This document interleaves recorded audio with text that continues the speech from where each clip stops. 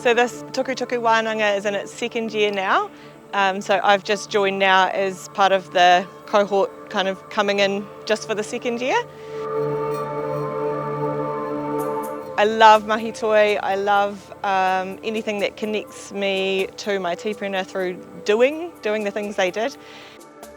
I registered my whole whānau, so my partner and our 3 boys. We missed out on a lot of this growing up, just because we've had to reclaim so much. So I guess having the boys come to anything where they can embrace their Ngāti kuiatanga is really important for me. Growing up on the marae, being around their cousins as much as I can and learning these skills. A handful. Yeah. Perfect.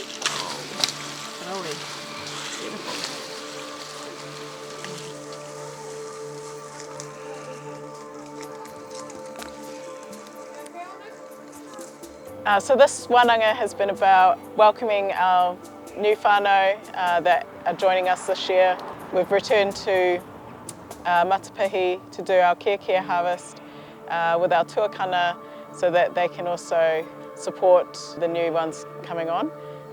Also with a focus on building on our kete of knowledge and incorporating traditional dyes, things like tanikaha, raureko, mako mako, tutu, and also just connecting them to the significant places of Ngāti Kuia.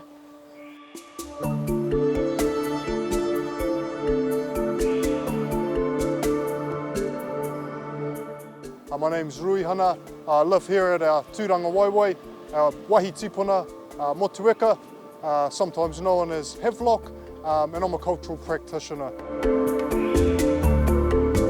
So Kazi Chanel invited me to come and tautoko at this Wānanga, looking at the places of significance to Ngāti Kuia, but in particular looking at the taonga that are available within those areas of significance.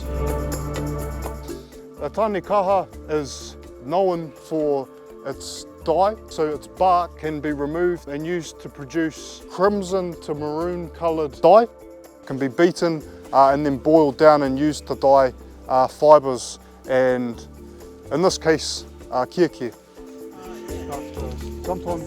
Sometimes it takes a while for the bark to start bleeding and the colour to change. When I first cut it, it was very white. Now it's starting to become orange.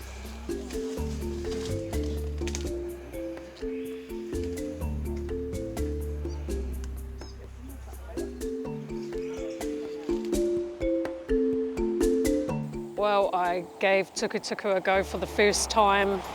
Now we're in an activity at Mahi, at council, and I just loved it. I just found it really therapeutic, really enjoyable.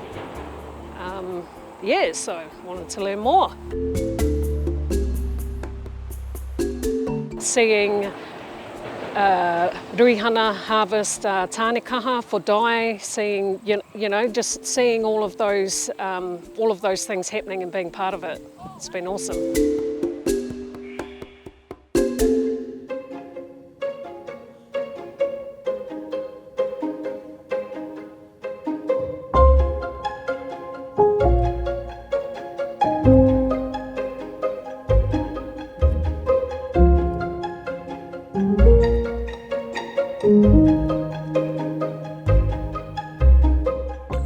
I wanted to do this last year, the Tukutuku Wānanga, but just didn't have the time, so I finally managed to get on this year and just reconnect with my whānau, the cousins, the whenua, in this area where my tupuna grew up, and mostly to learn about the harvesting, and for me I think most importantly preparation.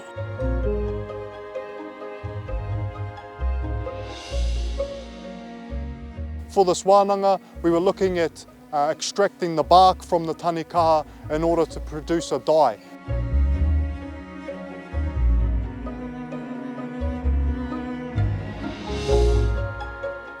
So my mahi was the ahi, was the fire, so we burnt down some tōtara logs. What we were doing was getting some ash. Once we had submerged our fibres in the tanikaha and let it take to the dye. We then removed from the tanikaha white, and it had a slight orange sort of tinge to it. We then covered it with the ash.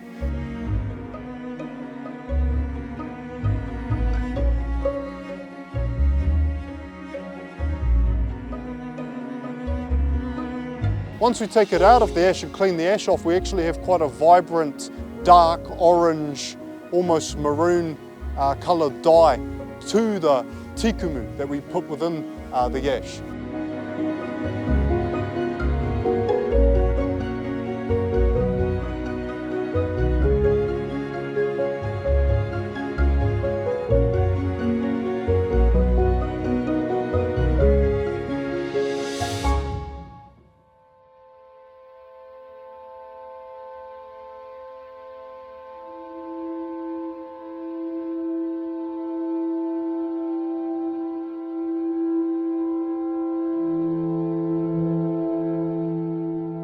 So lucky enough to have the Kazi Ruihana come join us.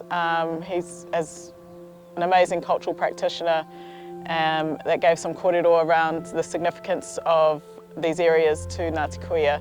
It was awesome to share that with our whānau. So he ringa toi ahau, and my journey within Toi Māori has been a journey of cultural revitalisation. You know, using the resources of our whenua, the resources of significance to our tipuna, so our taonga, and then within the toi itself, telling the stories of the whenua, of our ancestors before us. It was the descendant of Kupe, one of the descendants, who was a man named Mātua Hautere, who travelled to the top of the South Island in his waka, which was named Te Hoiere. And so when he came across, he came to this place, Kaimahi, where the Kaitiaki Kaikaiawaro was said to dwell. And it was here that Mātua Hautere recited a karakia and called upon the Kaitiaki Kaikaiawaro. Kaikaiawaro would rise from the depths of the moana and appear before Mātua Hautere on his waka Te Hoiere. And from this point forward, Kaikaiawaro would lead the way, guiding Mātua Hautere on his waka Te Hoiere in through the sound.